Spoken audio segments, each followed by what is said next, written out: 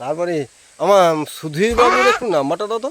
এই তো 8794 বাইগান 87 দাও আচ্ছা। 8794 ও ঠিক আছে, তাহলে এটা হচ্ছে আমার চুদির বাবুর নাম্বার। চুদির বাবু এখন কাজ আছে ও বৃন্দাবনে দিচ্ছি। বৃন্দাবন আছে, সেটি যে শুয়ে আছে তাহলে কি সে জমি ধারে শুয়ে আছে কে? দা দা চুদিরবাবু? আটিছি ও, আচ্ছা, মানে সেটি আবার চলে আসছে ঘর নটি এসে শুয়েছে, হ্যাঁ বালিশ টালিশ যায়নি, না এমনি শুয়ে আছে মাটিতে। হ্যাঁ। তাহলে কি হবে তার এখন? বউ আছে।